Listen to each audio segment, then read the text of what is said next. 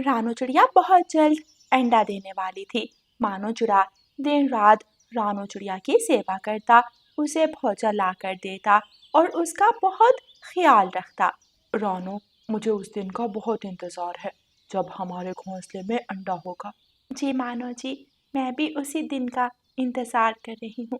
मैं अपने बच्चे को मीठे फल खिलाऊंगा और हाँ, हम सैर करने जाया करेंगे। मानो चिड़ा बहुत खुश था।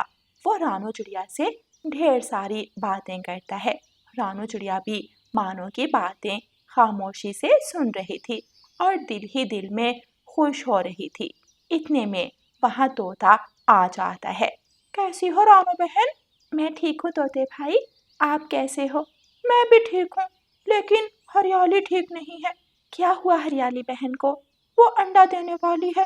अरे वाह मिट्ठू भाई, ये तो बहुत अच्छी खबर है। हाँ, बस खैर हो। अगली सुबह रानू चिड़िया सोकर उठती है तो दो छोटे छोटे अंडे घोंसले में पड़े हुए थे। मानो जी, जल्दी उठें। देखे मानो जी, मानो जो गहरी नींद सोया हुआ था जल्दी से उठ जाता है। क्या हुआ? क्या हुआ रानो? मानो जी, सब ठीक है, कुछ नहीं हुआ। फिर मानो की नजर अंडों पर पड़ती है। अरे वाह रानो, हमारे अंडे आ गए। क्या शुभ दिन है। मैं बहुत खुश हूँ। इतने में वहां गौरी कवि आ जाती है। वाह रानू चिड़िया, तुमने अंडे दे दिए। हाँ गौरी बहन, ऊपर वाले का करम है। हाँ चलो ठीक है, मैं चलती हूँ। गौरी बहन रुको, इतनी जल्दी क्या है? आप कैसे आई थी वो तो बता दो। फिर कभी सही। ऐसे कहकर गौरी कवि वहां से चली जाती है। पता नहीं गौरी को क्या हुआ, ये इतनी जल्दी क्यों चली गई। गौरी कवि जो रानू चिड़िया के अंडे देखकर जल गई थी, हसद में आकर वो बोलने लगती है। रानो रानो रानो, तुम हर बार मुझसे जीत जाती हो। क्या हुआ गौरी, तुम ऐसे क्यों बोल रही हो? उस रानो ने अंडे दिए हैं, बहुत अतरा रही थी। तो क्या हुआ? अंडे तो हरियाली और लूसी ने भी दिए हैं। हमारे कब होंगे? बाकी सबके हो रहे हैं। ऊपर वाला हमें क्यों नहीं दे रहा? गौरी, तुम कहो तो सबके अंडे तुम्हें ला दूं? हाँ कालू, प्लीज सब पक्षियों के अंडे ला दो प्लीज। तुम पागल हो गौरी, मैं तो मजाक कर रहा था, तुम सच मान गई। प्लीज कालू, अगर मेरे अंडे नहीं तो मैं किसी के अंडे नहीं रहने दूंगी। अच्छा ठीक है, मैं कुछ करता हूँ।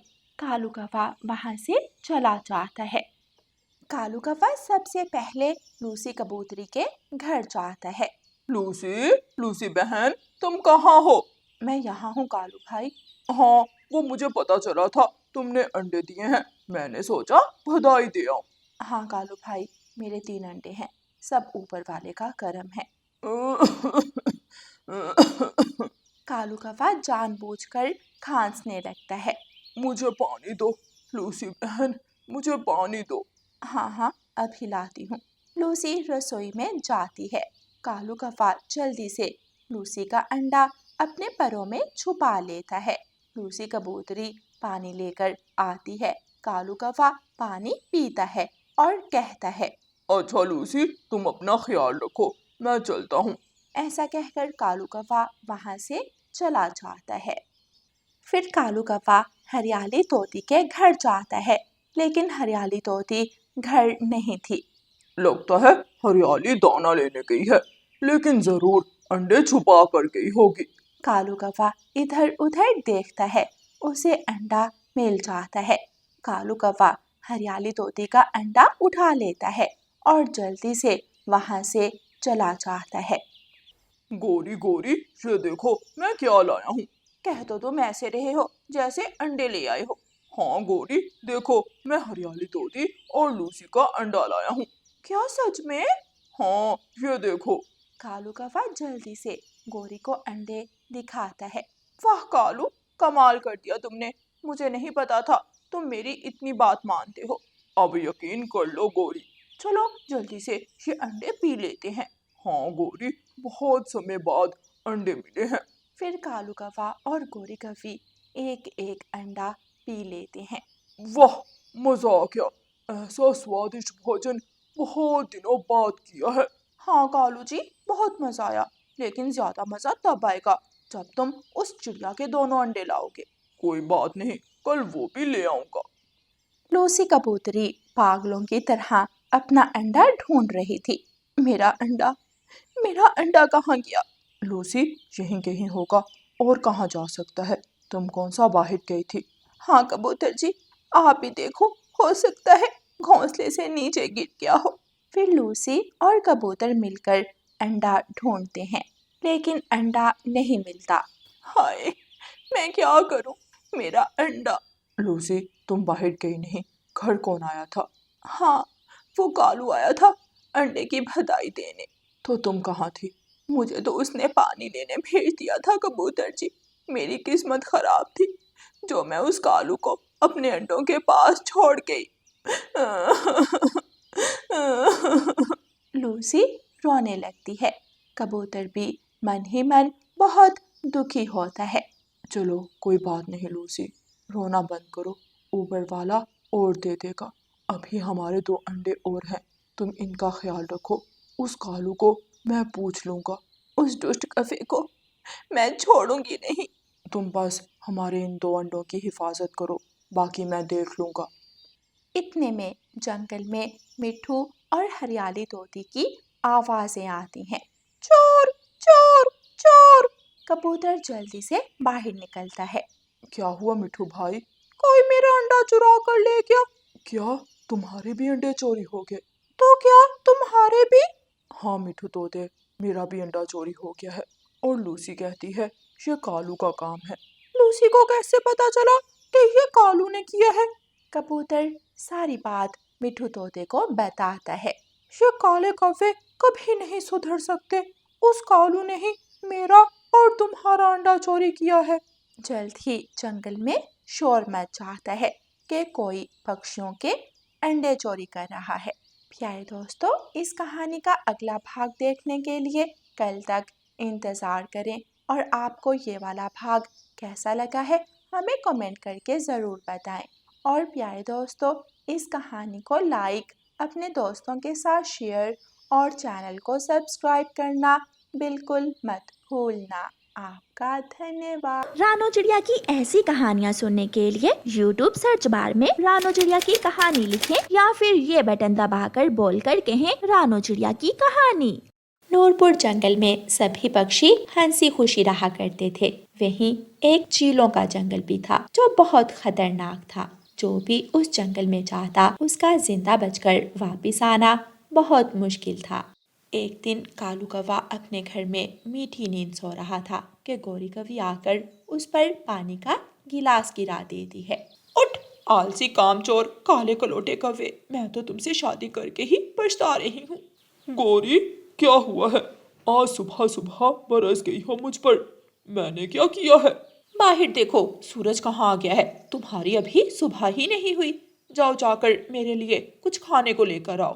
अच्छा, ये बात आराम से भी तो कही जा सकती थी। जाता है या फिर करूं आराम से बात? अच्छा, जा रहा हूँ। कालू कौवा अपने घर से निकलता है और दाना लेने चला जाता है। कालू कौवा अपने जंगल में हर जगह दाना ढूंढता है, लेकिन उसे कहीं से भी दाना नहीं मिलता। थक हार कर कालू कौवा एक पेड़ पर बैठ जाता है। उफ, थक गया मैं तो, कहीं से भी दाना नहीं मिल रहा। अगर फिर खाली हाथ घर में गया तो गोरी तो मुझे वैसे ही मार देगी। थोड़ा और आगे जाकर देखता हूँ, शायद कुछ मिल जाए। कालू कौवा वहां से फिर से उड़ता है और उड़ता उड़ता घने जंगल में चला जाता है। वहां उसे एक पेड़ के नीचे कुछ दिखाई देता है। कालू कौवा वहां जाता है। शुक्र है कुछ तो मिला, ये चावल के दाने खाकर गोरी का गुजारा हो जाएगा। कालू कौवा वो चावल के दाने उठाता है और वापस घर की तरफ उड़ता है। उसे उस जंगल में से चीलों की आवाजें आने लगती हैं। कौवा डर कर एक पेड़ के पीछे छुप जाता है। बाप रे बाप, मैं तो चीलों के जंगल में आ गया, मुझे पता ही नहीं चला। बस गोरी के डर में ध्यान ही नहीं रहा कि मैं किस तरफ जा रहा हूँ। अब कालू, जैसे तैसे करके अपनी जान बचा और इस जंगल से निकल। कालू कौवा उड़ने ही लगता है कि चील पीछे से आकर उसे दबोच लेती है। कौन? कालू कौवा अपनी आंखें बंद कर लेता है। चील जोर से एक थप्पड़ कालू के मुंह पर मारती है। आंखें तो खोलो, तुम्हें नजर आ जाएगा कि कौन है। कालू कौवा अपनी आंखें खोलता है। चील, मुझे छोड़ दो। मेरी पत्नी घर में भूखी बैठी है। अगर मैं भोजन न लेकर गया तो वो भूख से मर जाएगी। अच्छा, अगर मैं भोजन न लेकर गई तो मेरे बच्चे भी भूख से मर जाएंगे। चील कालू कौवे को उठाती है और अपने घर की तरफ चली जाती है। उधर गौरी कौवी अपने घर में बैठी कालू का इंतजार कर रही थी। ये कालू का बच्चा अभी तक वापस नहीं आया, आज मैं उसे छोड़ूंगी नहीं। ऐसे ही रात हो जाती है। कालू जी आज तक कभी इतना लेट नहीं हुए। वो किसी मुसीबत में ना फंस के हो, मुझे जाकर देखना होगा। गौरी कौवी अपने घर से निकलती है और अपने जंगल में हर तरफ देखती है, लेकिन उसे कहीं से भी कालू नहीं मिलता। कालू जी यहाँ तो कहीं भी नहीं है। क्यों ना मैं कबूतर से जाकर पूछूं, वो अक्सर कालू के साथ जाता है। गौरी कौवी कबूतर के घर जाती है और उसके दरवाजे पर दस्तक देती है। कबूतर दरवाजा खोलता है। जी गौरी बहन, आप इस वक्त खैर तो है? कबूतर, कालू जी अभी तक घर नहीं आए। मुझे बहुत फिक्र हो रही है। मेरे साथ आओ, कालू को ढूंढने में मेरी मदद करो। गौरी, मुझे तो लगता है कि कालू चीलों वाले इलाके में चला गया है, जो अभी तक वापस नहीं आया। चलो रानो चिड़िया को भी साथ ले जाते हैं और चीलों वाले इलाके में जाते हैं। गौरी और कबूतर उड़ते हैं और रानो चिड़िया के घर की तरफ जाते हैं। रानो चिड़िया, दरवाज़ा खोलो, मैं और गौरी बहन आए हैं। रानो चिड़िया दरवाज़ा खोलती है। गौरी, कबूतर भाई, आप दोनों इस वक्त जंगल में सब ठीक तो है? गौरी बहन, आपने मुंह क्यों बनाया हुआ है? कबूतर रानो चिड़िया को सारी बात बताता है। ये तो बहुत परेशानी वाली बात है। चलें, फिर हमें अभी जाना होगा चीलों वाले जंगल में, इससे पहले कि वो कालू भाई को कोई नुकसान पहुंचा दें। वो सब उस लाइट की तरफ जाते हैं और एक पेड़ के पीछे छुप जाते हैं। चील के घर से धुआं निकल रहा था। रानो बहन, वो देखो, चील के घर से धुआं निकल रहा है। कहीं उन्होंने कालू जी को कोई नुकसान ही ना पहुंचा दिया हो। गौरी बहन, आप फिक्र ना करें, हमें चालाकी से काम लेना होगा। कबूतर गौरी और रानो चिड़िया के कान में कुछ कहता है। गौरी कौवी जल्दी से वहां से उड़ती है और चील के घर के पीछे जाकर छुप जाती है और कबूतर चीलों के दरवाजे पर दस्तक देता है। चील जैसे ही दरवाजा खोलती है, गौरी पीछे से आकर एक बड़े पत्थर को चील के ऊपर गिरा देती है। रानो चिड़िया जल्दी से अंदर जाती है और कालू कौवे को रस्सियों से खोलकर वहां से भाग जाती है। गौरी और कबूतर भी दोनों वहां से उड़ जाते हैं। वो सब रानो चिड़िया के घर जाते हैं। शुक्र है तेरा, ए ऊपर वाले, तेरा शुक्र है, तुमने मुझे चीलों से बचा लिया।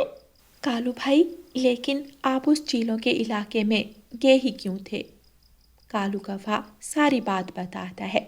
मैं इसी डर में उड़ता गया और मुझे पता ही नहीं चला कब मैं चीलों के इलाके में पहुंच गया। सब पक्षी हंसने लगते हैं। अच्छा चलें, मैंने खिचड़ी बनाई है, मैं आप सबको भी खिचड़ी देती हूँ, खाकर अपने अपने घरों को चले जाइएगा। फिर रानो चिड़िया सबको खिचड़ी देती है और वो सब मज़े मज़े से खिचड़ी खाते हैं। वाह वाह, मज़ा आ गया। वाह रानो, क्या खिचड़ी बनाई है, मज़ा ही आ गया। खिचड़ी खाकर सब अपने अपने घरों की तरफ चले जाते हैं। प्यारे दोस्तों, इस कहानी को लाइक, अपने दोस्तों के साथ शेयर और चैनल को सब्सक्राइब करना बिल्कुल मत भूलना। आपका धन्यवाद।